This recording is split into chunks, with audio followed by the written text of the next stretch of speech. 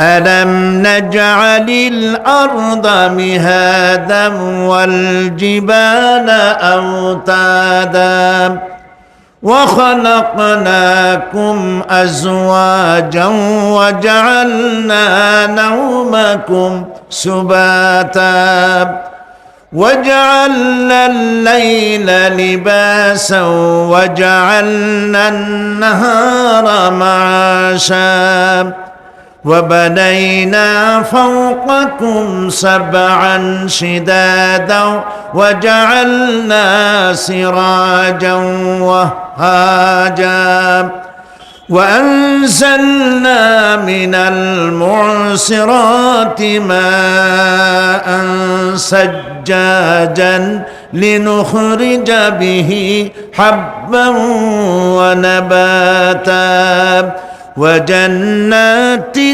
ألفافا সাদাকাল্লাহুল আযীম।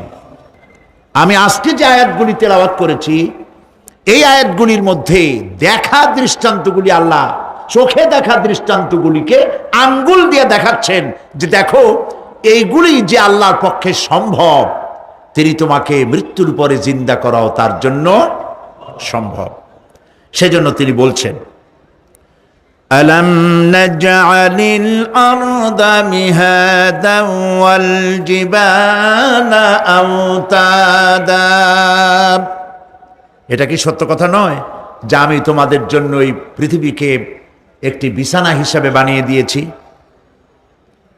আর এই পৃথিবীর উপরে পাহাড়গুলি দিয়ে পেরেকের মতো পাহাড়গুলিকে প্রথিত করে দিয়েছি। ওয়াখালাকনাকুম আজওয়াজা, এবং পৃথিবীর মানব বংশ অথবা যে কোনো প্রাণী এবং জন্তুর বংশ বৃদ্ধির জন্য তোমাদের স্ত্রী জাতীয় এবং পুরুষ জাতীয় জোড়ায় জোড়ায় সৃষ্টি করেছি। ওয়াজআলনা নাওমাকুম সুবাতা, আর তোমাদের জন্য তোমাদের ঘুমকে শান্তির বাহন করেছি। ওয়াজআলনা লাইলা লিবাসা, আর রাতকে করেছি আবরণ অথবা আচ্ছাদন। ওয়াজআলনা নাহারা মাআশা, আর রুজি কামাবার জন্য দিনটাকে করেছি আলোকোজ্জ্বল। ওয়া বানাইনা ফাওকাকুম সাবআন শিদাদা, আর তোমাদের উপরে 7টি মজবুত আকাশ স্থাপন করেছি। ওয়াজআলনা সিরাজান ওয়াহাজা, আর তাতে একটি অতি উত্তপ্ত অতি উজ্জ্বল একটি বাতি সৃষ্টি করেছি। وأنزلنا من المعصرات ماء سجاجا, এবং ঊর্ধ্ব দেশ থেকে অবিশ্রান্ত অবিরাম ভাবে বৃষ্টি বর্ষণ করি। কেন? লিনুখরিজা বিহি হাব্বান ওয়া নাবাতা, যাতে করে শস্য, শাক, সবজি, উদ্ভিদ আর নিবিড় বাগান সৃষ্টি করতে পারি। এই ছিল তেলাওয়াতকৃত আয়াতের শাব্দিক তর্জমা। আসুন এবার ব্যাখ্যায় চলে যাই। আল্লাহ পাক বলছেন দেখো এই পৃথিবীটাকে, এই জমিনটাকে একটি বিছানা হিসাবে আমি বিছায় দিয়েছি, শান্তিময় আবাস ভূমিতে পরিণত করে দিয়েছি এই পৃথিবীটাকে। আল্লাহ পাক বলছেন الذي جعل لكم الأرض مهدا وجعل لكم فيها سبلا لعلكم تهتدون, যিনি পৃথিবীকে তোমাদের জন্য দোলনা বানিয়ে দিয়েছেন আর সেখানে তোমাদের জন্য রাস্তা তৈরি করে দিয়েছেন যাতে তোমরা গন্তব্য খুঁজে পাও।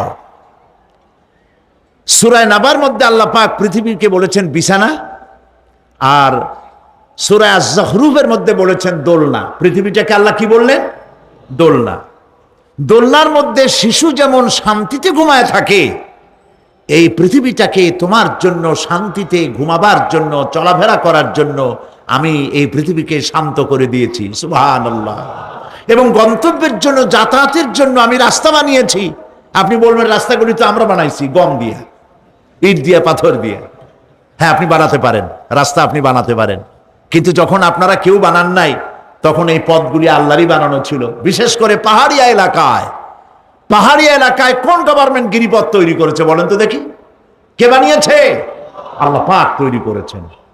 এই পথ তৈরি করেছে যাতে তোমরা তোমাদের গন্তব্যে পৌঁছতে পারো। মহা শূন্যে ভাসমান এই পৃথিবী, এই পৃথিবীটাকে আল্লাহ পাক আরামের জায়গা বানিয়েছেন, অথচ এই পৃথিবীর মধ্যে আছে কি তা কি আমরা জানি? এই পৃথিবী নামক গ্রহটি, এটি প্রতি ঘন্টায় ৬৬,৬০০ মাইল বেগে পৃথিবীটা ছুটে চলছে বন্দুকের গুলির মতো। প্রতি ঘন্টায় ৬৬,৬০০ মাইল গতিবেগে পৃথিবী ছুটছে। এর অভ্যন্তরে আছে আগুন, এর মধ্যে আছে পাথর। এই এমন মারাত্মক আগুন এই পৃথিবীর পেটের মধ্যে রয়েছে যে আগুন পাথরগুলো পুড়িয়ে লাভায় পরিণত করে দেয় এবং তা উদ্গীরণ করে আগ্নেয় আকারে, আগ্নেয়গিরির আকারে উপচে পড়ে। এই পৃথিবীর মধ্যে এরকম আগুন আছে। এই পৃথিবীতে সর্বপ্রথম বিজ্ঞানীদের এই কনসেপশন আল্লাহ রাব্বুল আলামিন কোরআনের মাধ্যমে দুনিয়াবাসীকে দিয়েছেন। জগৎ একটা বা দুইটা নয়, বহুমাত্রিক জগতের কনসেপশন আল্লাহ পাক দিয়েছেন, অসংখ্য জগৎ। এই পৃথিবীর উপরিভাগে এক জগৎ, এর আভ্যন্তরীণ রয়েছে আর এক জগৎ, সাগরের ভেতরে রয়েছে এক জগৎ, সাগরের তলায় অন্য জগৎ। পৃথিবীর মহাশূন্যে গ্যালাক্সি, ইউনিভার্সাল মহাশূন্যের ভিতরে যা কিছু রয়েছে তার মধ্যে রয়েছে অসংখ্য জগৎ। জগৎ একটি নয়, অসংখ্য জগৎ রয়েছে। পৃথিবীর মাটির তলায় কত আগুন, সেই দৃশ্য আমি চোখে দেখেছি যখন আমি ভেসুভিয়াস পাহাড় দেখেছি, পৃথিবীর বড় আগ্নেয়গিরি। আল্লাহ পাক জাহান্নামের আগুনের ইন্ধন করবেন মানুষ আর পাথর। ওয়াকুদুহান নাস ওয়াল হিজারা, পাথর আর মানুষ হবে জাহান্নামের আগুনের ইন্ধন। পৃথিবীর মাটি থেকে ৩ মাইল উঁচা ভেসুভিয়াসের পাহাড়ের উপরে। ভেসুভিয়াস পাহাড় কোথায় বলতে পারেন? ইটালিতে। সেই জায়গায় যখন আমি উঠেছি, পাথর যে জাহান্নামের আগুনে পুড়বে এর বাস্তবতা নিজের চোখে দেখেছি। পাথরগুলি আগুনে পুড়ে লাভার মতো হয়ে পাহাড়ের উপর থেকে আলকাতরার মতো গলে গলে পাহাড়ের চতুর্দিকের 12 কিলোমিটার এলাকার জনপদকে ধ্বংস করে দিয়েছে। ইটালিতে আরো একটি জায়গা আছে যেটার নাম সিসিলি, সেখানেও একটি জীবন্ত আগ্নেয়গিরি আছে, যেটা আগুন এখনো জ্বলতেছে, যে কোনো মুহূর্তে এ আগুন ছড়িয়ে পড়তে পারে। কাজেই পৃথিবীর মধ্যে একদিকে রয়েছে, এর মধ্যে রয়েছে আগুন, রয়েছে পাথর গলায়া লাভা বানাবার মতো বিরাট শক্তি। সেই পৃথিবীটাকে আল্লাহ পাক এতটা শান্ত করে রেখেছেন, তোমরা যেন নিশ্চিন্তে এর কোলে দোলনার ভিতরে শিশু যেমন ঘুমায়, এই পৃথিবীটাকে তোমার জন্য দোলনা বানিয়ে দিয়েছি। তাও আমরা সুবহানাল্লাহ বলবো না? সুবহানাল্লাহ। বন্দুকের গুলির চাইতেও দ্রুতগামী এই পৃথিবী ছুটছে। সেই পৃথিবীকে বিনা দ্বিধায় আমরা খুঁজছি, সেটাকে চিরে ফেলছি এবং তার পেট থেকে রিজেক হাসিল করছি। ঠিক কিনা বলে? আল্লাহ রাব্বুল আলামিন সূরা আন-নামলের মধ্যে বলছেন, أَمَّنْ جَعَلَ الْأَرْضَ قَرَارًا وَجَعَلَ خِلَالَهَا أَنْهَارًا وَجَعَلَ لَهَا رَوَاسِيَ وَجَعَلَ بَيْنَ الْبَحْرَيْنِ حَاجِزًا। আর তিনি এই পৃথিবীকে, এই পৃথিবীর অবস্থান লাভের উপযোগী করে আল্লাহ পাক তোমার জন্য তৈরি করে দিয়েছেন এবং এর মধ্যে নদ নদী আল্লাহ পাক সৃষ্টি করে দিয়েছেন, পাহাড়গুলিকে গেড়ে দিয়েছেন, আর পানির মধ্যে 2টি ধারা আল্লাহ সৃষ্টি করেছেন। পানির মাঝখানে একটা অন্তরাল সৃষ্টি করেছেন। এটি একটা তো আবিষ্কার হয়েই গেছে, সেটি হলো প্রশান্ত মহাসাগরের ভেতরে 4000 কিলোমিটার লম্বা, 2500 কিলোমিটার চওড়া প্রশান্ত মহাসাগরের ভিতর একটি বিশাল এলাকা পাওয়া গেছে, যেটার পানি অত্যন্ত সুমিষ্ট সুমধুর, আর এর বাইরের পানিগুলি অত্যন্ত লবণাক্ত। সূরা আর রহমানের মধ্যে আল্লাহ পাক বলেছেন, মারাজাল বাহরাইনি ইয়ালতাকিয়ান বাইনাহুমা বারযাখুন লা ইয়াবগিয়ান ফাবিআইয়ি আলাই রাব্বিকুমা তুকাযযিবান। দুটি সমান্তরালে পানি প্রবাহিত হয়ে যাচ্ছে, দুটি ধারা। লোনা পানি মিষ্টি পানিকে নোনা বানাতে পারে না, মিষ্টি পানি লোনা পানিকে মিষ্টি বানাইতে পারে না, মাঝখানে কোনো পার্টিশন নাই। সুবহানাল্লাহ।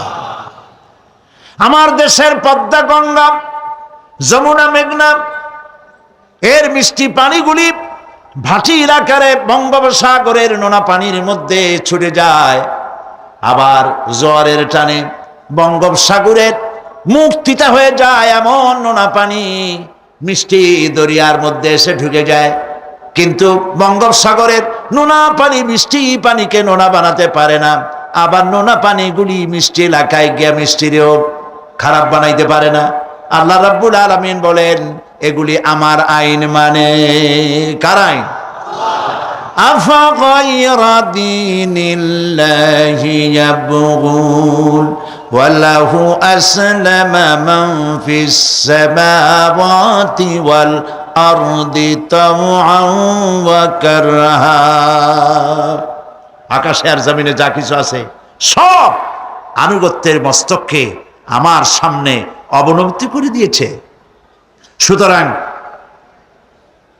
এর আমার আইন মানে, চাঁদ, সূর্য, গ্রহ, নক্ষত্র আইন মানে কার?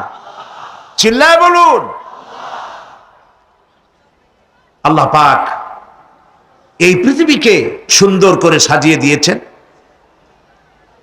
আবার এর মধ্যে তিনি মাঝে মধ্যে এই পৃথিবী একটু ভূমিকম্পন হয়, কিন্তু তা কোথাও কোথাও একসাথে না।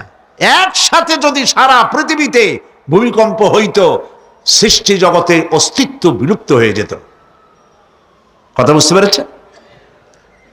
এই জন্য আল্লাহ পাক বলেন, ইন্না ফি খালকিস সামাওয়াতি ওয়াল আরদি ওয়া ইখতিলাফিল লাইলি ওয়ান নাহার লাআয়াতিন লিউলিল আলবাব।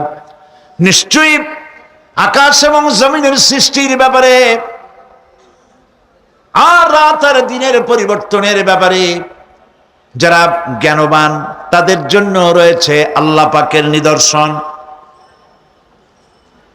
এই ঘূর্ণায়মান পৃথিবী নিয়মিত ঘুরছে, সূর্যের কাছে চলে যাচ্ছে, আবার দূরে সরে আসতেছে। আর এই ঘূর্ণায়মান আসে বলে, সূর্যের কাছে যায় আর আসে বলে এক এলাকায় রাত হয় আর এক এলাকায় দিন হয়। এখন বাংলাদেশে রাত 9:45, আর ঠিক একই সময় আমেরিকার নিউ ইয়র্কে এখন দিনের 9:45। যদি এরকম অবস্থা না হতো, তাহলে এক এলাকার প্রাণীগুলি বাঁচত, অন্য এলাকার প্রাণীগুলি ঠান্ডায় ফ্রিজ হয়ে যেত। আমাদের এই পৃথিবী আল্লাহ পাকের এক অফুরন্ত নিয়ামত। এই অফুরন্ত নিয়ামত আল্লাহ পাক আমাদেরকে দিয়েছেন, আর এর মধ্যে এর অভ্যন্তরে রয়েছে মানুষের খাদ্য তৈরি করার মতো প্রাণ শক্তি মাটির মধ্যে আল্লাহ পাক দিয়েছেন। পৃথিবীটা এটি সূর্যকে আর চন্দ্রকে আল্লাহ পাক একটা নির্ধারিত মেজারমেন্ট করে রেখেছেন, একটা ঠিক সঠিক জায়গায় রেখেছেন। বিজ্ঞানীরা বলেছেন, সূর্যর যে ডিগ্রিতে এখন আছে, ওর থেকে কয়েক ডিগ্রি যদি নিচে নেমে আসতো, গোটা পৃথিবী জ্বলে পুড়ে ভস্ম হয়ে যেত। আবার সূর্যটা যেখানে আছে, ওখান থেকে আরো কয়েক ডিগ্রি যদি উপরে উঠে যেত, তাহলে গোটা পৃথিবী ফ্রিজ হয়ে যেত, প্রাণী জগতের অস্তিত্ব শেষ হয়ে যেত। চাঁদ সম্পর্কে বলা হয়েছে, চাঁদ যত ডিগ্রিতে আল্লাহ পাক স্থাপন করে রেখেছেন, ওর থেকে কয়েক ডিগ্রি উপরে যদি উঠে যেত, গোটা পৃথিবী মরুভূমি হয়ে যেত। আর যদি কিছু নেমে আসতো, গোটা পৃথিবীতে জলোচ্ছ্বাস হয়ে পানিতে পৃথিবী ডুবে শেষ হয়ে যেত। তাও সুবহানাল্লাহ বলবো না? এ সমস্ত কুদরত কার? আল্লাহ পাক। আল্লাহ রাব্বুল আলামিন এরপরে বলছেন ওয়াল জিবালা আওতাদা, মাটিকে বানালাম বিছানা, আর এই বিছানাকে এটা যেন তোমাকে নিয়ে নড়াচড়া করতে না পারে, সেই জন্য আমি পাহাড়গুলি পেরেকের মতো গেড়ে দিলাম।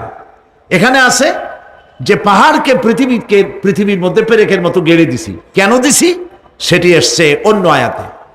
আল্লাহ রাব্বুল আলামিন বলেন ওয়া আলকা ফিল আরদি রাওয়াসিয়া আন তামিদা বিকুম, আল্লাহ পাক বলেন তিনি জমিনে পর্বতের নোঙ্গর, পর্বতের পেরেক রকম করে এই পৃথিবীর মধ্যে গেড়ে দিয়েছেন, যেন পৃথিবীটা তোমাকে নিয়ে যেন হেলাদোলা করতে না পারে।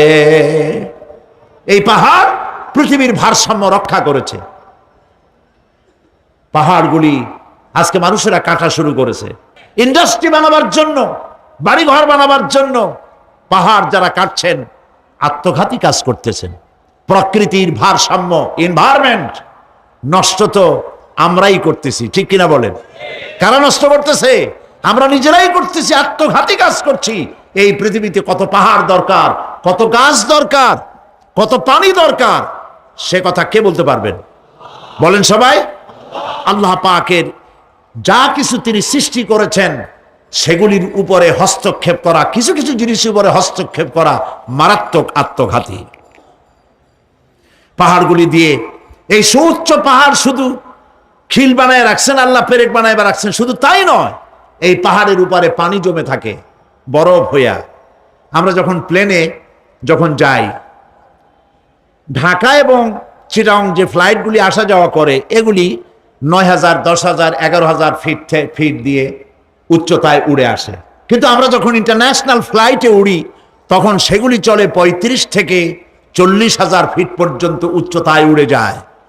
পৃথিবী যে কত সুন্দর তা প্লেনে উঠলে বোঝা যায়। আর বাংলাদেশ যে কত সুন্দর মনোরম তা দেশের উপর থেকে প্লেনে উঠতে গেলে দৃশ্য দেখে, নয়ন অবিরাম দৃশ্য দেখে সেজদায় মাথা নত হয়ে আসে। সুবহানাল্লাহ, সুবহানাল্লাহ। আমার দেশ যে কত ভালো, আলহামদুলিল্লাহ বলেন। পৃথিবীর যে কোনো দেশের তুলনায় আমার দেশ অনেক অনেক অনেক ভালো, আলহামদুলিল্লাহ বলেন। এর গাছে হাত দিলে খাবার পাওয়া যায়, পানিতে হাত দিলে খাবার পাওয়া যায়, জমিনে হাত দিলে খাবার পাওয়া যায়, যেখানে হাত দেবেন সেখানে খাবার। আমাদের তো আসলে খাদ্যের অভাব না। আমাদের কি খাদ্যের অভাব আসলে? না, আসলে খাদ্যের অভাব না। আমাদের সব আছে, বিশাল বনজ সম্পদ আছে। কাপ্তাই, রাঙ্গামাটি, বান্দরবন যে দেখেন বনজ সম্পদ কাহাকে বলে। খুলনার ফরেস্ট এরিয়া যে দেখেন বনজ সম্পদ কারে বলে। রয়েছে বনজ সম্পদ, রয়েছে খনিজ সম্পদ, রয়েছে পশু সম্পদ, রয়েছে মৎস্য সম্পদ, রয়েছে পানি সম্পদ, সর্বোপরি রয়েছে মানব সম্পদ। সব আছে। তাহলে মরি কেন? মরি সৎ লোকের অভাবে। আল্লাহ রাব্বুল আলামিন এই পৃথিবীতে মানুষগুলিকে সুন্দর করে সৃষ্টি করে তার খাওয়া, চলা ফেরা, ওঠা বসা সব কিছুকে একটি নিয়মতান্ত্রিক পদ্ধতিতে পরিচালিত করেছেন। এটা বুঝলে পরে কল্যাণ, না বুঝলে অকল্যাণ। আসল বক্তব্য ছিল কি? পাহাড়। প্লেনে ওড়ার সময় দেখেছি রাশিয়ার উপর থেকে যখন উড়ে যায়, টার্কি, ইটালি, আফ্রিকা দেশসমূহের উপর দিয়ে যখন উড়ে যায়, তখন দেখতে পাই নিচে পাহাড়ের মাথাগুলি সাদা ধপধপ করছে। প্রথমে তো বুঝি নাই যেগুলি কি, পরে জিজ্ঞেস করে জেনেছি। যখন প্রথম বিদেশে গেছি তখন বুঝি নাই, তারপরে বুঝতে পারলাম এ হলো আল্লাহ পাকের সেই কথা যে পাহাড়ের উপরে আমি পানি জমায় রাখি। এই জমাকৃত পানি সূর্যের তাপে গলাইয়া পাহাড় থেকে পাদদেশে নামাইয়া ফসল উৎপাদিত করি, যেখানে বৃষ্টি সম্ভব নয়। মানে বৃষ্টি যেখানে যাওয়ার প্রয়োজন নাই, সম্ভব নয় তা না, আল্লাহর কাছে অসম্ভব বলে কিছু নাই। কিন্তু কোথাও আল্লাহ পাক বৃষ্টি দিয়ে দেন, কোথাও সাগরের পানি, কোথাও খালের পানি, কোথাও নদীর পানি, কোথাও পাহাড়ের পানি দিয়ে এভাবে ব্যবস্থা করে দেন। এনভায়রনমেন্ট এগুলি নষ্ট করে ফেলছে। একটা দেশ আছে যার নাম, একটা মহাদেশ যার নাম অ্যান্টার্কটিকা। এই অ্যান্টার্কটিকা মহাদেশে কোনো মানুষ নাই, আছে শুধু পেঙ্গুইন। কি আছে কম তো? পেঙ্গুইন। শুধু বরফ আর বরফ। এগুলি জমা করে রাখার মধ্যে রয়েছে আল্লাহ পাকের বিশেষ কুদরত, যা আল্লাহ পাক মানুষের জন্য তৈরি করে রেখেছেন। মানুষ বুঝতে পারে না। এনভায়রনমেন্ট নষ্ট করে ফেলার পরে এই বরফগুলি গড়ে যাচ্ছে, নষ্ট হয়ে যাচ্ছে। এরপরে আল্লাহ পাক বলছেন, وَخَلَقْنَاكُمْ أَزْوَاجًا, আর এই পৃথিবীর বংশধারাকে, সৃষ্টি ধারাকে ঠিক রাখার জন্য আমি তোমাদেরকে জোড়ায় জোড়ায় সৃষ্টি করেছি। সুবহানাল্লাহ। প্রত্যেকটি প্রাণীর ভিতরে স্ত্রী জাতীয়, পুরুষ জাতীয় আছেই। আছে কিনা বলেন? এমন একটা নামকরণ যেখানে শুধু পুরুষ, নারী নাই, স্ত্রী জাতীয় নাই, আছে নাকি? নাই। বংশধারা বৃদ্ধি করার জন্য প্রত্যেকটি প্রাণী আল্লাহ পাক বলছেন জোড়ায় জোড়ায় বানাইছি, তোমাদেরকেও আমি জোড়ায় জোড়ায় বানিয়েছি। আর কি করেছি? আল্লাহ পাক বলছেন,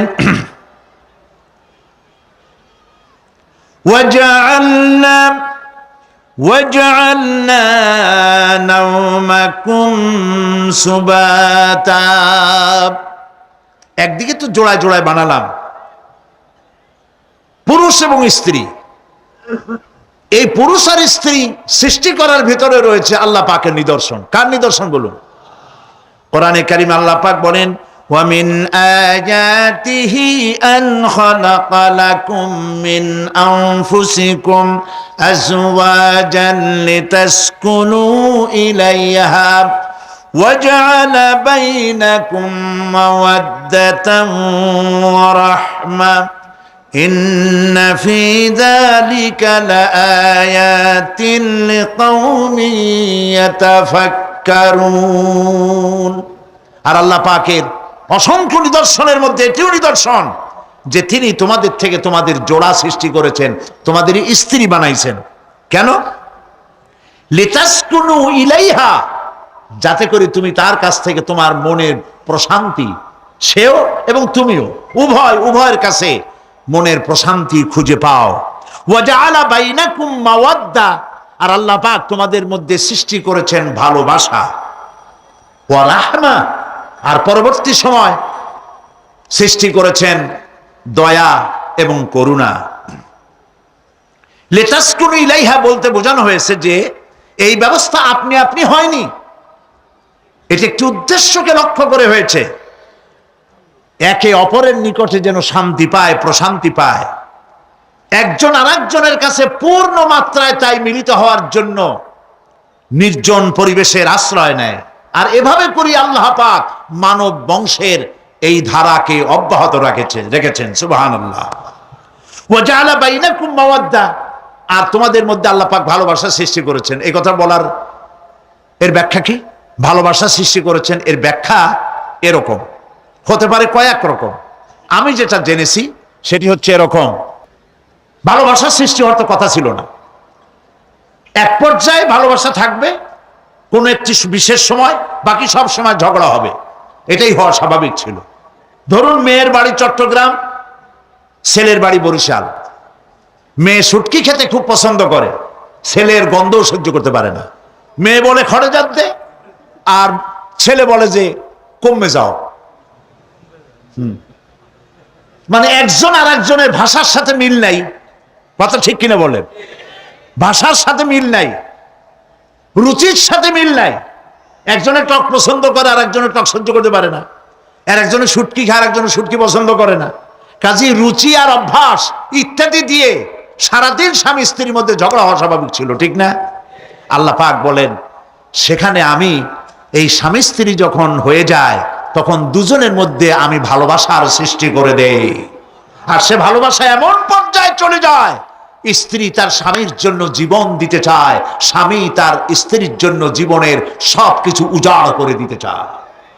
ওয়াজআলা বাইনাকুম মাওয়াদ্দা, এরপরে সৃষ্টি করি রাহমা। ওই ভালোবাসা ছিল যৌবন কেন্দ্রিক, বিশেষ এক উদ্দেশ্যকে সামনে রেখে। কিন্তু যখন যৌবনে ভাটি লাগলো, তখন ওই উদ্দেশ্য আর থাকলো না। তখন আল্লাহ পাক বলেন, এই সময় তো দুজনের মধ্যে রাগারাগি, খেসাখেসি ইত্যাদি হয়, স্বাভাবিক ছিল, কিন্তু তা হইল না। আমি রহমত দিলাম, করুণা দিলাম। এখন বুড়ি বুড়ারে সারে বাঁচে না, আর বুড়াও বুড়ির সারা বাঁচে না। তাও আমরা সুবহানাল্লাহ কব না? প্রিয় ভাই সব, আমি বুঝতে পারছি আপনারা বলেন ঠিকই, তবে শুনতে শুনতে মোহমুগ্ধ হয়ে বলার সময় পান না। জি, আলহামদুলিল্লাহ, বলি আলহামদুলিল্লাহ। তো আল্লাহ রাব্বুল আলামিন পরস্পর পরস্পরের মধ্যেই ভালোবাসা সৃষ্টি করলেন। এটি আল্লাহ পাকের আয়াত। এটা আল্লাহ পাকের কি বলুন? আয়াত মানে কি? নিদর্শন। এরপরে রাব্বুল আলামিন বলেন, ওয়াজআলনা নাওমাকুম সুবাতা, আর আমি তোমাদের জন্য ঘুমকে করেছি শান্তির বাহন। মানুষের অঙ্গ প্রত্যঙ্গ প্রত্যেকটির কাজ ভিন্ন, প্রকৃতিও ভিন্ন। চোখ দেখে, কান শোনে, জিহ্বা স্বাদ গ্রহণ করে, নাক শোনে, নাক শোখে, মস্তিষ্ক চিন্তা ভাবনা করে। এ হলো প্রকৃতি। আর প্রত্যেকটি অঙ্গ প্রত্যঙ্গের রুচি আলাদা, কর্তব্যের মধ্যে বিরাট বৈষম্য। যেমন চোখ রঙিন এবং সুন্দর জিনিস দেখতে ভালোবাসে, ঠিক কিনা? বলেন ঠিক কিনা? একটা খারাপ জিনিসের দিক চোখ পড়লেই মানুষ তাড়াতাড়ি চোখ ফিরায় নেয়, ঠিক না? চোখ সুন্দর এবং রঙিন জিনিস দেখতে ভালোবাসে। কান সুমধুর সুর শুনতে ভালোবাসে, উৎসাহ বোধ করে। আর হাত নরম এবং মসৃণ জিনিসে স্পর্শ করতে উৎসাহ বোধ করে। নাক আতরের গন্ধ শুঁকতে ভালো লাগে। আর মন নতুন নতুন রঙিন ভাবনা ভাবতে চেষ্টা করে। বাড়ি বানাবো, বিল্ডিং বানাবো, ইন্ডাস্ট্রি করব, ছেলে বিয়ে দেবো, মেয়ে বিয়ে দেবো অমুক জায়গায় বিরাট লোকের কাছে। ভাবতে ভাবতে ভাবের সাগরে হারিয়ে যায়। আর ভাবনার ভিতরে খেয়ালে যদি কেউ পোলাও পাকায়, বাস্তবে তা হোক আর না হোক, খেয়ালে মনে মনে যদি কেউ পোলাও পাকায়, তাহলে ঘিয়ের দাম যাই হোক না কেন তাতে কিছু আসে যায় না, ঠিক কিনা? মানুষ রঙিন রঙিন ভাবনা ভাবতে খুব মজা পায়। তাহলে আমি কি বুঝাইতে চাইলাম? চোখের কাজ, নাকের কাজ, মুখের কাজ, কানের কাজ, মনের কাজ, প্রত্যেকটি অঙ্গ প্রত্যঙ্গের ভিন্ন ভিন্ন কাজ আছে, ভিন্ন ভিন্ন রুচি আছে। কিন্তু একটি ব্যাপারে হাত, পা, চোখ, নাক, মস্তিষ্ক সব এক ব্যাপারে তারা ঐক্যমত পোষণ করেছে। এ ব্যাপারে কোনো ইখতিলাফ তাদের মধ্যে নাই, সেটা হলো ঘুম। সেটার নাম কি? ঘুম। ঘুমাইতে চায়, হাতের শরীরের সমস্ত অঙ্গ প্রত্যঙ্গ ঘুমের কোলে নিবেদিত হয়ে যেতে চায়। ঘুম না আসলে হাত আর চলে না, মাথায় আর ভাবতে ইচ্ছা করে না, পাও আর চলতে চায় না, হার্টবিট বেড়ে যায়। আর ঘুমালে পরে সব শান্ত হয়ে যায়। সুবহানাল্লাহ কব না? আল্লাহ রাব্বুল আলামিন বলেন, এই নিদ্রাকে, এই ঘুমকে আমি তোমাদের জন্য শান্তির বাহন বানিয়ে দিয়েছি। আলাম ইয়ারাউ আন্না জাআলনাল লাইলা লিয়াসকুনু ফীহি ওয়ান নাহারা মুবসিরান ইন্না ফী যালিকা লাআয়াতিন লিকাওমি ইউমিনুন। তারা কি আল্লাহ পাকের এই কুদরতের কথা চিন্তা করে না? যে আমি রাতের আধার দিয়ে ধরনীর বুক ছেয়ে দেই, দিনের উজ্জ্বলতা, কোলাহল, গাড়ির আওয়াজ, ভ্যাঁ ভোঁ আওয়াজ হচ্ছে, কলকারখানা আওয়াজ হচ্ছে, সূর্যের বিরাট তাপ, ঘুম আসে না। সারাদিন কাজ করার পর শরীরের আরাম দেওয়ার জন্যে রাতের একটি কালো চাদর পৃথিবীর উপরে আমি বিছায়ে দেই।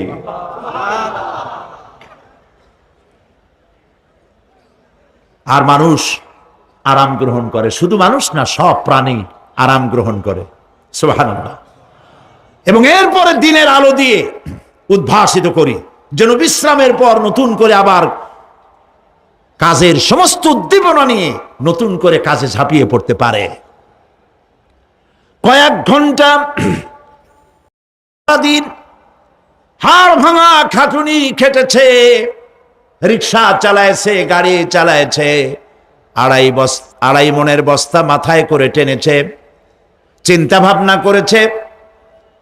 এরপরে যখন এই লোকটি কয়েক ঘন্টা মাত্র নিদ্রা গেল, আরাম পেল, মস্তিষ্ক হালকা হয়ে গেল, হার্টবিট কমে গেল, হাতের পায়ের কর্মোদ্দীপনা বেড়ে গেল, নতুন করে আবার কাজ করার জন্য সুযোগ এসে গেল।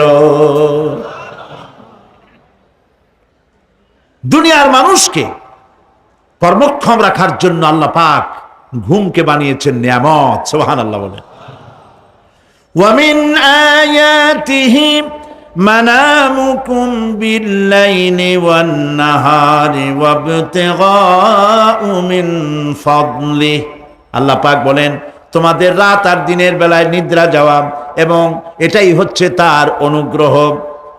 রাত আর দিনের নিদ্রা যাওয়ার পরে আমার অনুগ্রহ অর্থাৎ রিজেক তালাশ করার জন্য শরীরের ভিতরে, মনের ভিতরে, হাত পায়ের মধ্যে কর্মের উদ্দীপনা আমি তোমাদের দিয়ে দেই।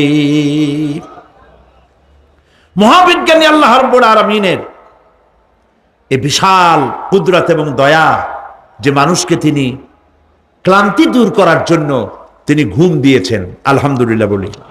অনেক মানুষ আছে ঘুমাইতে পারে না,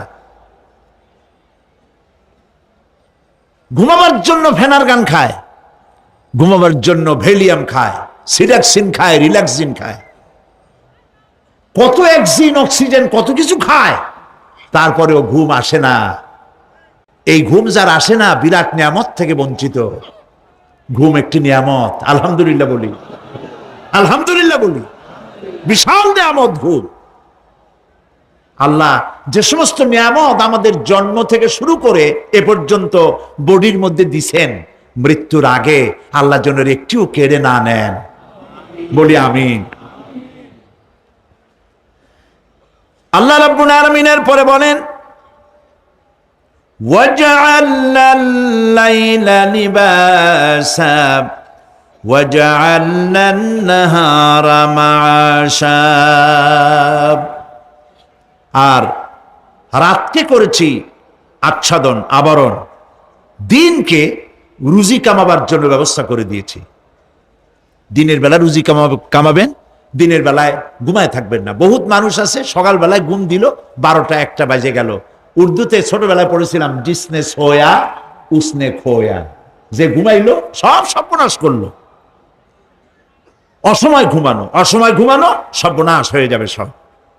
এই জন্য আল্লাহ পাক বলেছেন, দিনটারে বানাইছি রুজি কামাবার জন্য। রুজি কামাও, রুজি কামানো এটা একটা ইবাদত। রুজি কামানো কি? হালাল রুজি কামাবেন, ইবাদত। আপনি যে আপনার স্ত্রীকে একটা ব্লাউজ কিনে দেন, কাপড় চোপড়, প্রয়োজনীয় কসমেটিক্স কিনে দেন, আপনি যে বাজার ঘাট করেন, সব হালাল পয়সা যদি হয়, সাদকা দেওয়ার মতো সমান সওয়াব হবে। রুজি কামাইতে হবে, এটা আল্লাহ পাকের হুকুম, রুজি কামাও। ফাইদা কুদিয়াতিস সালাত ফান্তাশিরু ফিল আরদ ওয়াবতাগু মিন ফাদলিল্লাহ। সুবহানাল্লাহ বলেন। নামাজ যখন শেষ হয়ে গেল, ফাইদা কুদিয়াতিস সালাত, নামাজ যখন শেষ হয়ে গেল, ফান্তাশিরু ফিল আরদ, তখন জমিনে ছড়িয়ে পড়ো আর আমার অনুগ্রহ, রিস্ক অনুসন্ধান করো। সুবহানাল্লাহ। মসজিদে বসে বসে খালি তসবিহ টিপতে থাকো না, কাজের সময় কাজ করো। অফিস থেকে বলে আসছে জোহরের নামাজ পড়তে যাই, জোহরের নামাজ পড়িয়ে তারপর নফল পড়া শুরু করছে, এরপরে দোয়া দুরুদ পড়া শুরু করছে। 1 ঘন্টা অফিসের সময় নষ্ট করেছেন। ফরজ নামাজ, সুন্নত নামাজ পড়তে যতটুকুন লাগবে, এর থেকে বেশি সময় নিলে বেতন হালাল হবে না। আপনি মিথ্যা কথা বলে, মিথ্যা ছুটি নিয়ে দিনের কাজ করতে পারেন না। আপনার রুজি হালাল হইতে হবে। আপনার নফল নামাজ পড়া দরকার, রাত পড়ে আছে, রাতের বেলা গিয়ে জনমের মতো নফল পড়েন, কে নিষেধ করবে? মনে থাকবে কথা?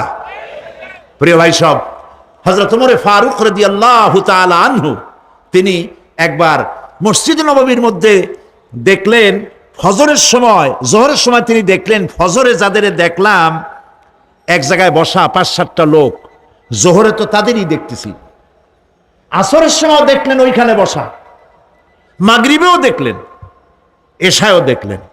এশার নামাজের পর তিনি প্রশ্ন করলেন, তোমরা কারা?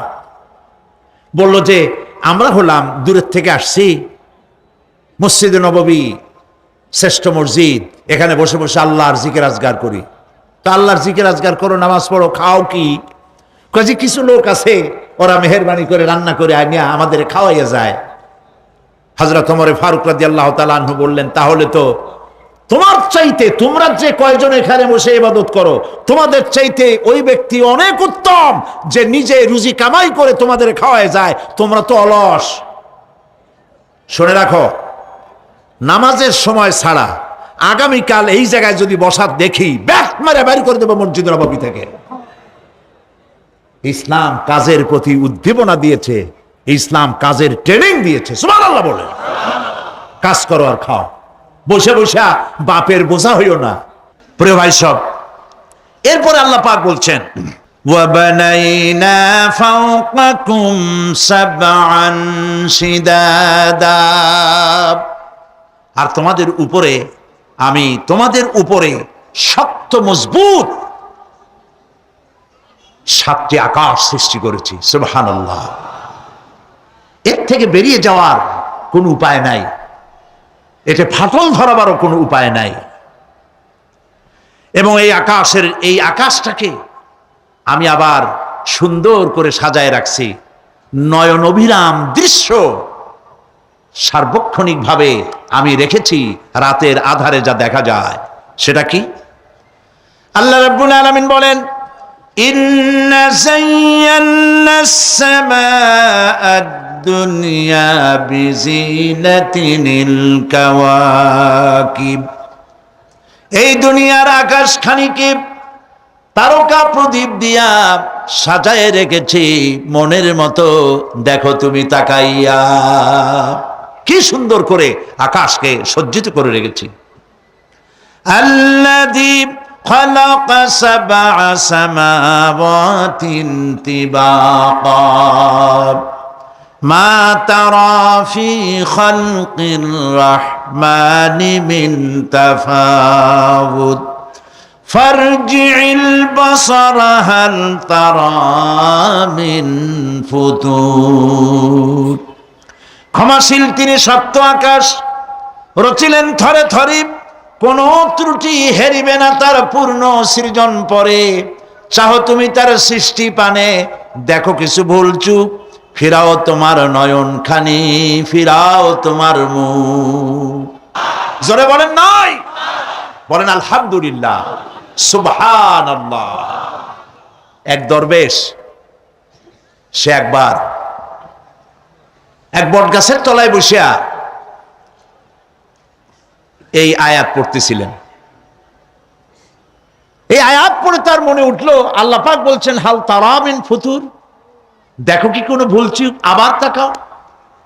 তো সে দেখে ভুল ত্রুটি তো ধরবার উপায় নাই, আল্লাহ তোমার সৃষ্টির মধ্যে কোনো ত্রুটি নাই, তবে একটা জিনিস আমার কাছে একটু বেকায়দা লাগে।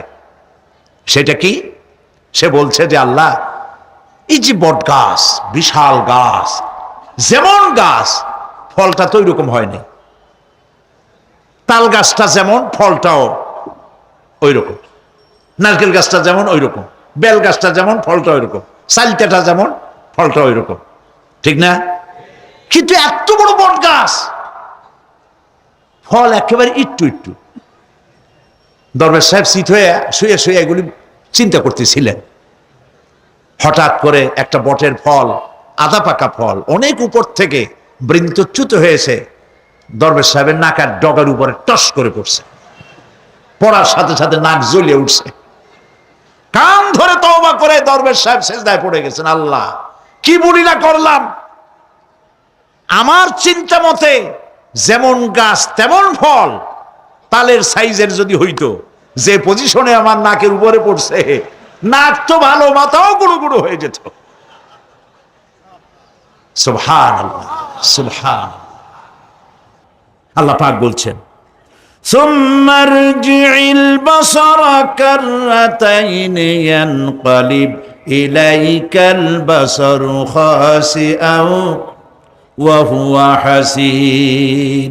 অক্ষমহীন দৃষ্টি তোমার সৃষ্টিতে পাবে ফাঁকি, ফিরাও তোমার নয়ন খানি, ফিরাও কাঙ্গালাখি। আমার সৃষ্টি নৈপুণ্যতার দিকে যতবার তাকাও না কেন, আমার সৃষ্টির ভিতরে কোনো ত্রুটি তুমি দেখতে পাবে না। এই জন্য নবীজি বলেছেন, আল্লাহ রাব্বুল আলামিনের সৃষ্টির কলাকুশলতার প্রতি কেউ যদি একবার গবেষণা করে, একটা ঘন্টাও যদি কেউ চিন্তা করে, কয় ঘন্টা?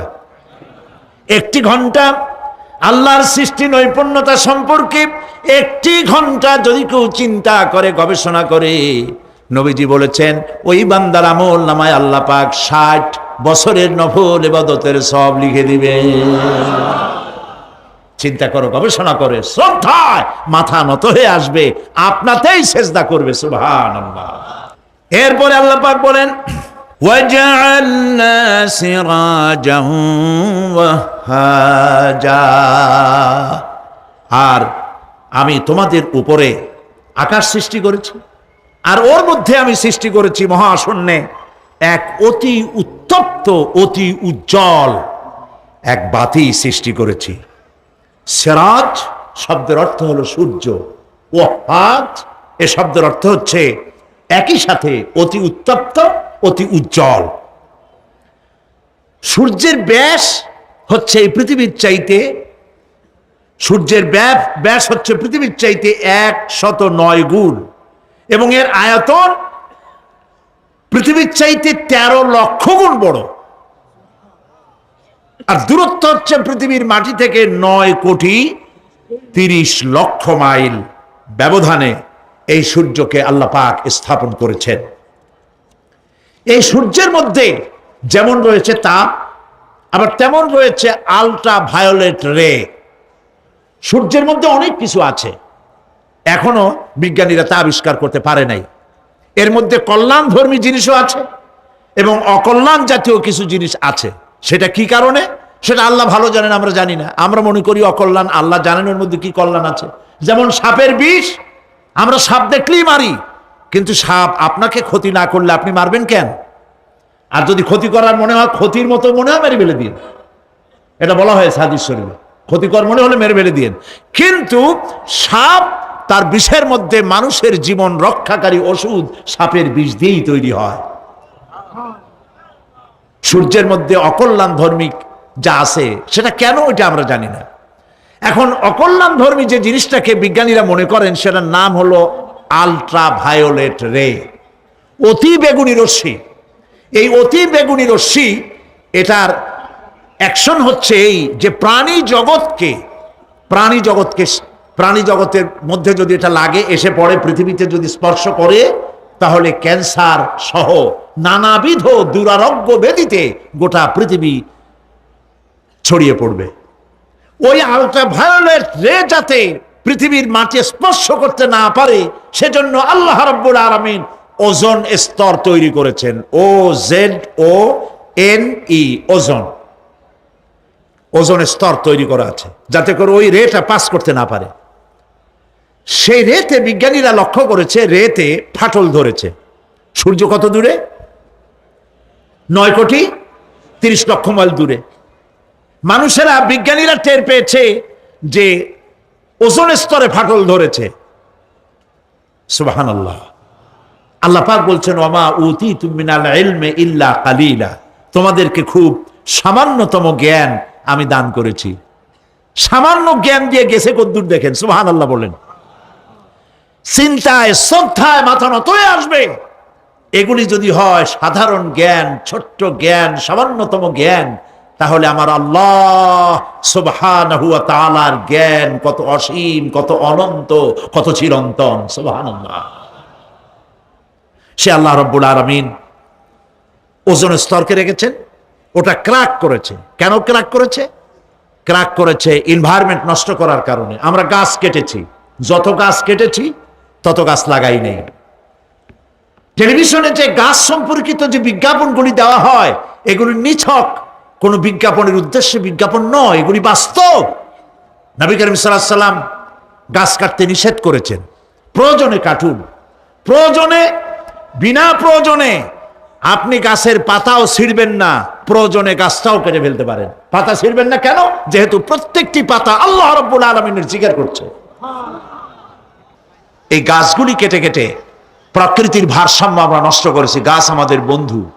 আমরা বাতাস থেকে অক্সিজেন গ্রহণ করি, অক্সিজেনকে কার্বন ডাই অক্সাইড করে ছেড়ে দেই। কার্বন ডাই অক্সাইড হচ্ছে প্রাণী জগতের জন্য বিষ।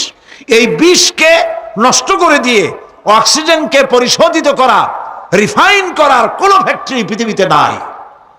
আল্লাহ রাব্বুল আলামিন এই সৃষ্টি জগৎকে বাঁচাবার জন্য অসংখ্য গাছ বানিয়েছেন, আর গাছের খাদ্য বানিয়েছেন কার্বন ডাই অক্সাইড। আমার জন্য যেটা বিষ সেটা গাছের জন্য খাদ্য। গাছ সারা রাত এটাকে খাইলো, দিনের বেলায় সূর্যের তাপে এই কার্বন ডাই অক্সাইড আর গাছের সবুজ রং, পাতার সবুজ রঙে মিলে এক প্রকারের রন্ধন ক্রিয়ার মধ্য দিয়ে কার্বন ডাই অক্সাইড আবার ফ্রেশ অক্সিজেন হয়ে পৃথিবীর প্রাণী জগৎকে বাঁচার জন্য পথ উন্মুক্ত করে দেয়।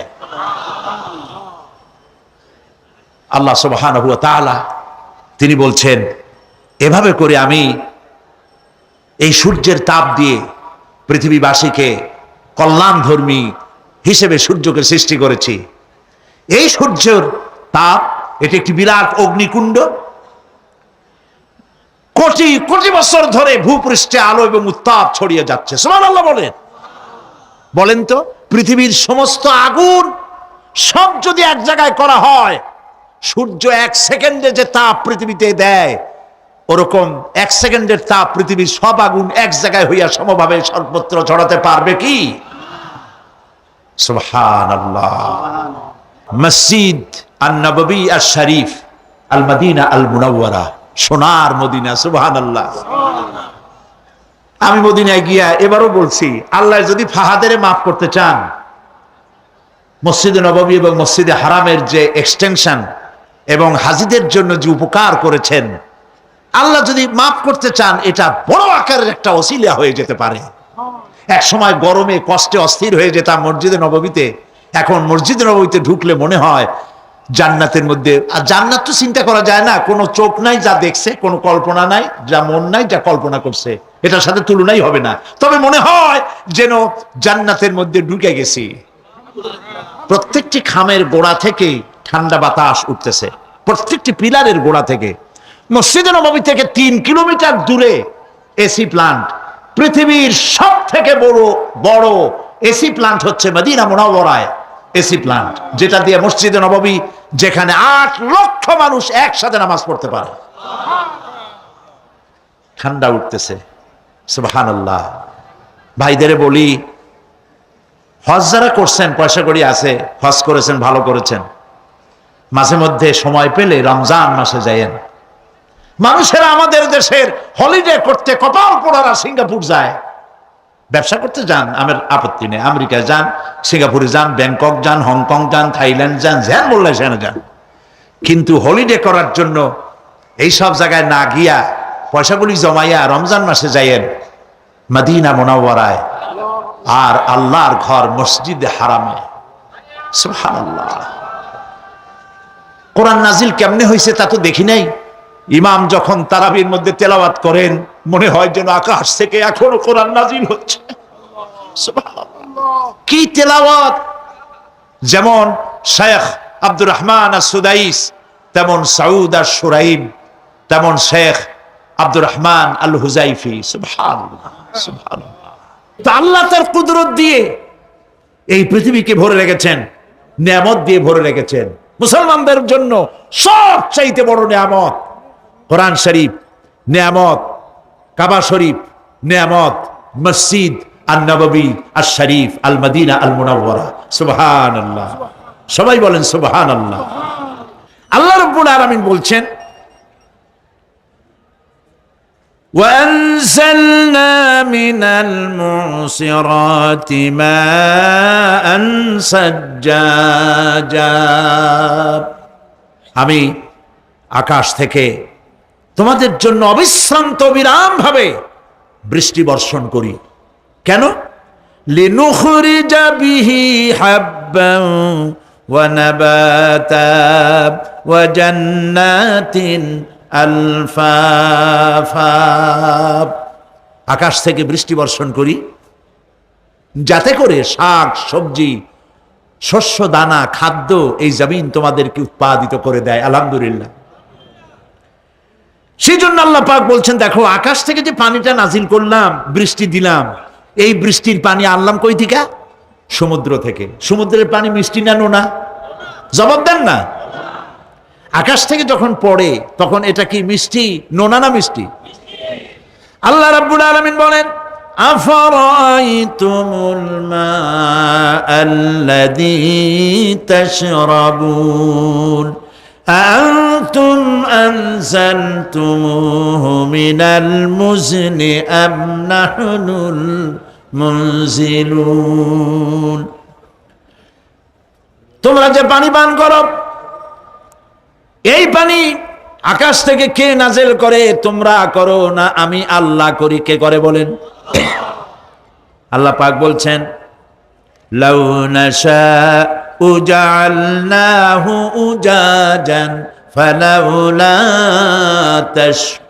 তাশকুরুন। ইচ্ছে করলে এই পানিগুলি কি লবণাক্ত আকারে নাজিল করতে পারতাম, আমি মিষ্টি করে নাজিল করে দিলাম। কেন বান্দা আমার শুকর আদায় করো না? নোনা অবস্থায় যদি নাজিল হতো সমস্ত ফসল তোমাদের ধ্বংস হয়ে যেত। এখন আপনি বলতে পারেন যে আল্লাহ পাক, আল্লাহ তাআলা তিনি আকাশ থেকে পানি না দিলে আমাদের অসুবিধা কি? মানুষ তো নানান রকম চিন্তা করে, পানি না দিলে তো কি অসুবিধা? আমার খালে পানি, আমার বিলে পানি, আমার কুয়ায় পানি, আমার টিউবওয়েলে পানি, পানি না দিলে ক্ষতি কি? আল্লাহ পাক কোরআনে কারীমের মধ্যে বলেছেন, কুল আরাআইতুম ইন আসবাহা মাউকুম গাওরান ফামান ইয়াতিকুম বিমাইম মাইন। বলো দেখি সবে শুকাইয়া যদি যায় এই জমিনের পানি, তাহলে হেথায় তটনির ধারা কে দিবে সবারে আনি। বান্দারে, বৃষ্টি না হইলে তুমি পানির পরোয়া করো না। সমুদ্রের পানি নেবা, নদীর পানি নেবা, কলের পানি নেবা। শুনে রাখো বান্দা, নদীর প্রবাহমান নদীর পানি, কলের পানি, টিউবওয়েলের পানি, মাটির পরতে পরতে পানি সব যদি আমি শুকায় দেই, কে আছে এই পৃথিবীতে যে নতুন করে তোমার জন্য পানি আমদানি করে দিতে পারে? পারে কেউ? কেউ পারে না। এই পানি দিয়ে আমি তোমাদের জন্য ফসল ফলাই। লিনুখরিজা বিহি হাব্বান ওয়া নাবাতা। ইয়া আইয়ুহান নাসু যকুরু নি'মাতাল্লাহি আলাইকুম হাল মিন খালিকিন গায়রুল্লাহ। হে মানব সকল, স্মরণ করো আল্লাহ পাকের ওই নিয়ামতকে। ওই আল্লাহ ছাড়া তোমাদের কি এমন কেউ আছে? কোন আল্লাহ, কোন রিজেক দাতা? ইয়ারযুকুকুম মিনাস সামাই ওয়াল আরদ, যিনি আকাশ এবং জমিন থেকে তোমাদেরকে রিজেক দিতে পারেন। লা ইলাহা ইল্লা হুয়া, ওই আল্লাহ ছাড়া কেউ নাই। ফাআন্না তুফাকুন, যাও কই? কেন বিভ্রান্ত হও? আল্লাহ পাক আকাশ থেকে পানি দিলেন, জমিনের ফসল উৎপাদন করে দিলেন, আর এরপরে আল্লাহ পাক বলেন, ওয়া জান্নাতিন আলফাফা, আর ঘন সন্নিবদ্ধ নিবিড় বাগান বানায় দিলাম। সুবহানাল্লাহ বলেন। এখানে আল্লাহ পাক কি কি বললেন? শাক, লক্ষ্য করুন, শাক সবজি খাদ্যশস্য উদ্ভিদ এগুলো দিলাম, আর সাথে সাথে ঘন নিবিড় বাগান বানাইলাম। নিবিড় বাগান দেখছেন? দেখেন নাই, বোঝেন নাই, তাই দেখেন নাই, তা নাহলে দেখছেন। কক্সবাজার যাওয়ার সময় দেখেন না গাছের, রাস্তার দুই ধারে কত গাছ, দেখছেন কিনা? রাঙ্গামাটি যাওয়ার সময়, বান্দরবনে যাওয়ার সময় কার বাবা এই গাছগুলি লাগাইছে? কোন? কে লাগিয়েছে? আল্লাহ। চিল্লায় বলেন, কে লাগিয়েছে? পাহাড়ের গাছ কি আপনি লাগাইছেন? তো কথা কইতে পারলেন না কেন? কে লাগিয়েছে? আল্লাহ পাক। সুন্দরবন ফরেস্ট এরিয়া দেখছেন কোনোদিন? না দেখলে যাইয়েন, দেখে আসেন। বিশাল এরিয়া, বঙ্গোপসাগরের কিনারা দিয়া খুলনা, সাতক্ষীরা, এই বিরাট অঞ্চল বরিশাল, খুলনা, সাতক্ষীরা, পটুয়াখালী, বিরাট এরিয়া নিয়ে রয়েছে সুন্দরবন, শত শত মাইল। সুবহানাল্লাহ বলে, বিশাল গাছ, গাছের এরিয়া। এই গাছগুলি কে লাগাইছে? জোরে বলেন, কে লাগাইছে? এই গাছগুলি নার্সিং করেন কে? একটা জিনিস দেখে আমি অবাক হয়ে গেছি, সেটা হলো এখানে বহু রকমের গাছ আছে। সুন্দরী কাঠ, পশুরি, বাইন, গেওয়া, গোল, অনেক রকমের গাছ আছে। যেখানে সুন্দরী গাছ, সব সুন্দরী গাছ, যেখানে গেওয়া, যেখানে বাইন, যেখানে গোল, গোলপাতা, সব সেখানে সেইগুলাই। অথচ কেউ যে গাছগুলি লাগাই দিয়ে আসে নাই। আরেকটা অসুবিধা, আরেকটা জিনিস হচ্ছে, জোয়ারের সময় এই এলাকা ডুবে যায়, 1 হাত 1.5 হাত পানি হয় গাছের গোড়ায়। যে ফলগুলি পড়ছিল গাছ দিয়া, এই ফলগুলি ভাটির টানে চলে গেল, নিচে নেমে গেল, নদীতে নেমে গেল, আবার জোয়ারের টানে উঠে আসলো, পানিতে ভেসে ভেসে ফলগুলি ভারী হয়ে গেল। এক সময় ভাটির টানে আর গেল না। এই গাছগুলিকে সুন্দরী গাছের মধ্যেই সুন্দরী ফল, বাইনের মধ্যে বাইনের ফল কে সাজাইয়া এই সুন্দর বাগানগুলি বানাইলো? চিল্লায় বলো। ওয়া জান্নাতিন আলফাফা, ঘন নিবিড় সন্নিবদ্ধ বাগান আমি সৃষ্টি করেছি। সুবহানাল্লাহ বলে। এই গাছগুলি মানুষেরা জন্মের খাওয়া খায়। বন বিভাগে যারা দায়িত্বে থাকে মনে করে শ্বশুরের লাগানো গাছ, বাজানের লাগানো গাছ, সমানে কাটে চোরের মতো বিক্রি করে। এরা ডাকাত, এরা চোরের চাইতেও নিকৃষ্ট, যারা গাছ চুরি করে। আল্লাহ পাক জানেন মানুষের খাসলাত। এই ফরেস্ট বিভাগে, বন বিভাগে যারা চাকরি করেন, সব খারাপ আমি তা বলবো না, ভালো মন্দ মিলেই আছে। কিছু আছে জন্মের খাওয়া খায়, ঘুষ খায় আর গাছগুলো বেচে ছাড়িয়ে দেয়, সর্বনাশ করে দেয়। আল্লাহ পাক তার মানসা, তার মর্জি মোবারক হচ্ছে এই যে গাছগুলি যেন বংশ অনুক্রমে পৃথিবীর মানুষ বছরের পর বছর, শতাব্দীর পর শতাব্দী, সহস্রাব্দীর পর সহস্রাব্দী যেন ভোগ দখল করতে পারে। সেজন্য আল্লাহ রাব্বুল আলামিন এই বন জঙ্গল রক্ষা করার জন্য নিজস্ব গার্ড বাহিনী রেখে দিয়েছেন। চিন্তা করছেন সেই গার্ড বাহিনী কারা? বন্য হাতি, রয়্যাল বেঙ্গল টাইগার, বড় বড় সাপ। আপনারা যান, যায় দেখবেন সালাম কেমনে দেয়। রয়্যাল বেঙ্গল টাইগার জীবিত মানুষ খায় না। তার অর্থ কি? তার অর্থ হলো বাঘের মুখোমুখি মানুষ যখন হয়, তখন বাঘের চেহারা দেখে মানুষের রুহু গলার কাছে এসে যায়। আদমরা তখনই হয়। এরকম জীবনে আমার এক পজিশন হয়েছিল। লন্ডনে আমাকে আমার ভক্তরা বলল যে সাফারি পার্ক আমাকে দেখাবে। তখন চলো সাফারি পার্ক কি? কয় যে সব জন্তু জানোয়ার ছাড়িয়ে দেওয়া, ওর মধ্যে দিয়া গাড়ি নিয়ে যেতে হবে। তাই বললাম থাবা দিয়ে যদি গাড়ির গ্লাস গ্লাস ভাঙে? তা বললো যে ওখানে পুলিশ আছে, লোকজন আছে, হর্ন জোরে বাজাইতে হবে, নিয়ম আছে, তাহলে তারা আসবে এবং বন্দুকের মধ্যে রাবারের গুলি আছে, বিষ মাখানো, ওইটা মেরে দেবে। তারপরে জন্তুটা পড়ে যাবে, তার ঘুম আসবে, তখন বেঁচে যাবে। আমি দেখার লোভও সামলাইতে পারলাম না, আর ভয় তো ঘামে গেলাম। আল্লাহ ভরসা করে গেলাম। বিশাল এরিয়া, আল্লাহ যে কত দেখাইছে গোলামের, সুবহানাল্লাহ। সারা জীবন সেজদায় পড়েও কুলাইতে পারবো না, কত আল্লাহ দেখাইছেন, সুবহানাল্লাহ। গেট দিয়ে ঢুকলাম, লোহার বিশাল গেট, বাঘ সিংহ সব ছাড়িয়ে দেওয়া জঙ্গলের মধ্যে। তা আমরা গেছিলাম একটা ভালো সময়, সকালবেলা। সেখানে সব গোস্ত, বড় বড় গোস্ত, এগুলো খাইতে দিছে। প্রাণীরা সব গোস্ত খাওয়ায় ব্যস্ত। সেখানে মানুষগুলা, আমরা কাফের বলি আর যাই বলি, তাদের নৈতিকতা আছে। আমার দেশের বাঘগুলারে তাদের জন্য বরাদ্দ হচ্ছে গোস্ত, কিন্তু 4 পায়া জন্তুরে হাড্ডি খাওয়াইয়া 2 পায়া পশুগুলিতে গোস্তগুলো খাইয়ে ফেলে। জানোয়ার পশুর চাইতে নিকৃষ্ট, ঠিক কিনা বলেন? পশুর খাদ্য নিজে খায়।